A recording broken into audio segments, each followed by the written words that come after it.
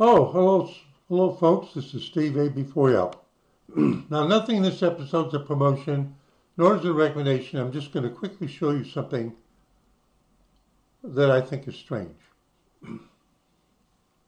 You know, I have an interest in Israel. Now, if I were to go to the Google search and I were to say Israeli news,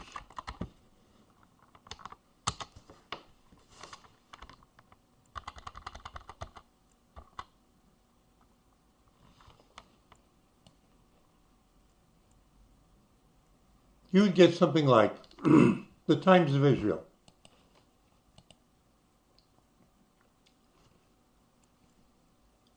All right? It's from Israel. It's in English. It also is available in some other languages. Haaretz, the anti-Israel Jewish news.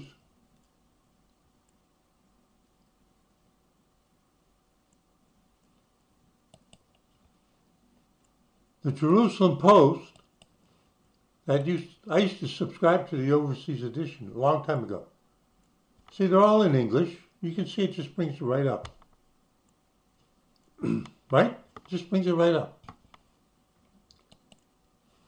What's the second most common language in Israel after Hebrew and Arabic? English.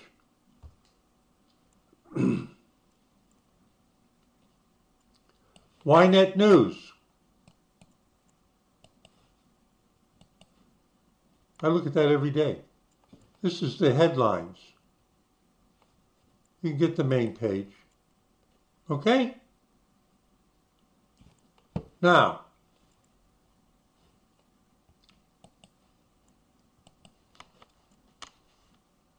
Israel, Walla News.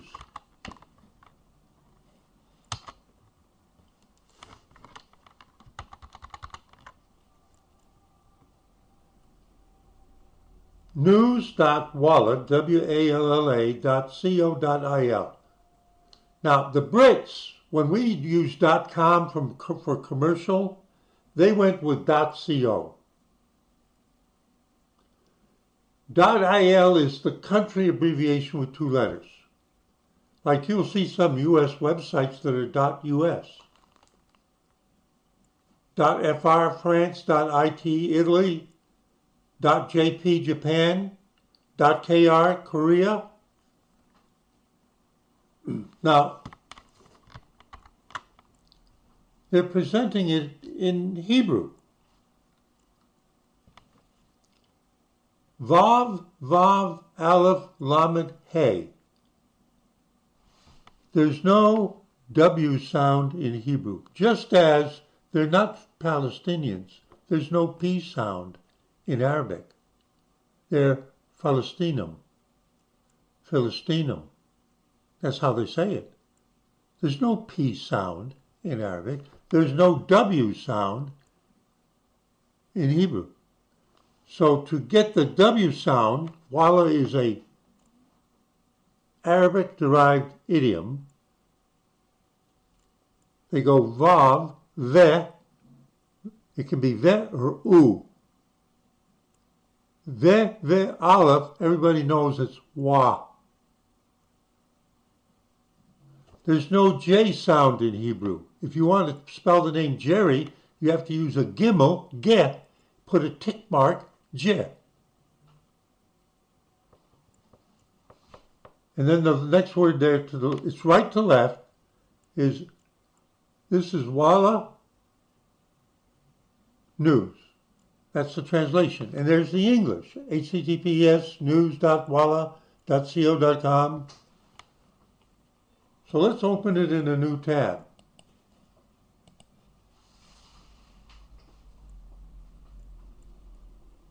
Oh, that's really interesting reading.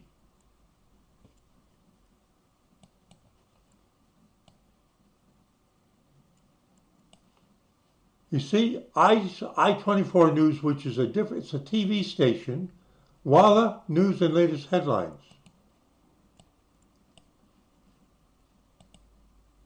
See, it's in English. We can go right there. But it's not what we're looking for. We're looking for the actual website called Wallah. And it says forbidden.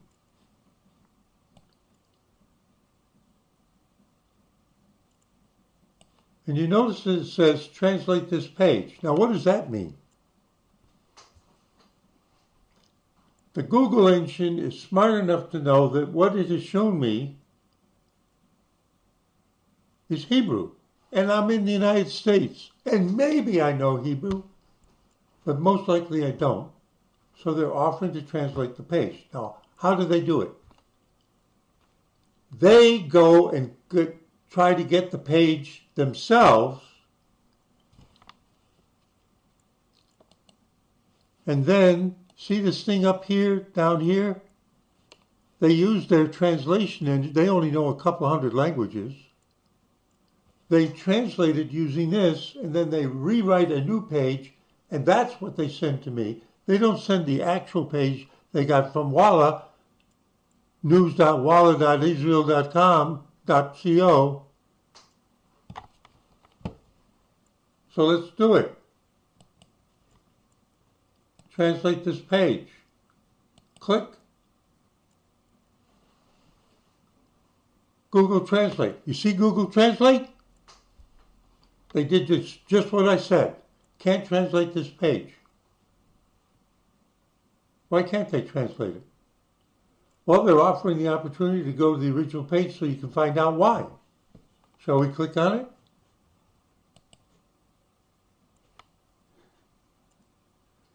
Now, the interesting thing about this is there's a drop down.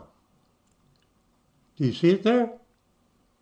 Do you know what language they think we're making the request in? Danish. Talk about screwed up. And I can even say, always translate Danish. But it doesn't. Now watch what's there. Right now, this is the Danish translation of what came back. Now we'll click on the English. Does that make any sense?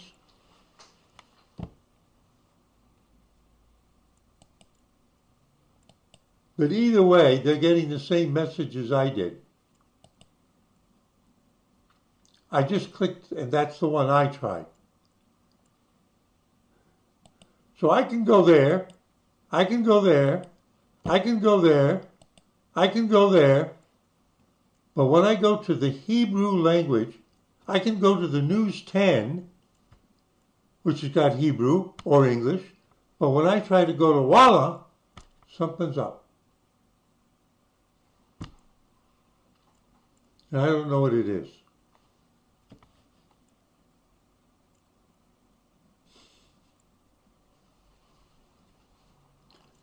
Do you think that they're under attack? You know, hackers? Denial of service attack? Or do you think that they're carefully looking and deciding that only people in Israel are permitted to go there? What do you think? If you have any experience with this, put it in the comment. In the meantime, HTTP 403, forbidden, not unavailable. Let me show you what I mean. HTTP hypertext protocol, error codes. There's 503, 500, resource not available is 500, 400. Let's look at 403. An HTTP error 403 is also known as 403 forbidden. That's what we saw. Means that a server understands a request but refuses to process it. This error usually occurs when a user doesn't have the necessary permissions to access the web page or resource on a server.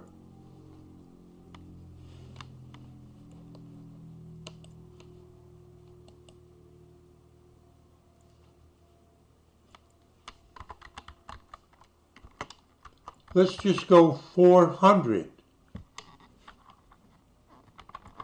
HTTP 400 error meaning. The 400 error in HTTP is known as a bad request.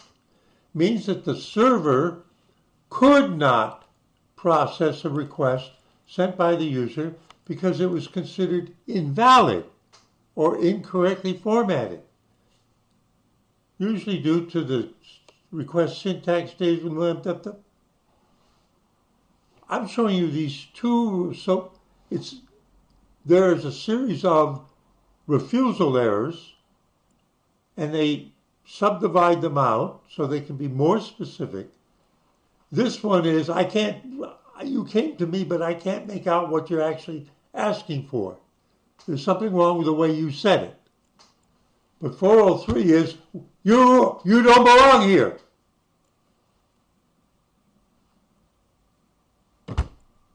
Now,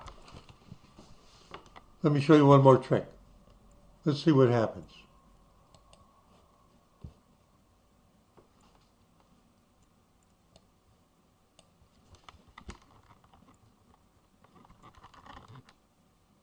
I'm going to take a copy of the actual base request. I'm going to start my Brave browser. I'm going to go to New Private Window with Tor. Tor is a kind of free virtual private network. They can't tell where I am. My request with Google Chrome, they knew I was in the United States.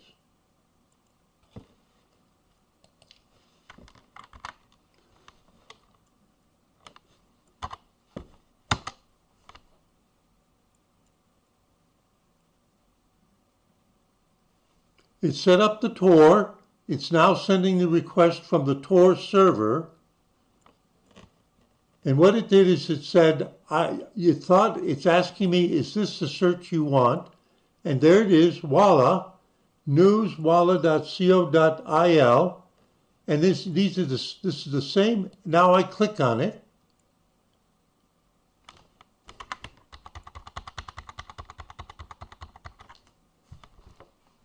Got it?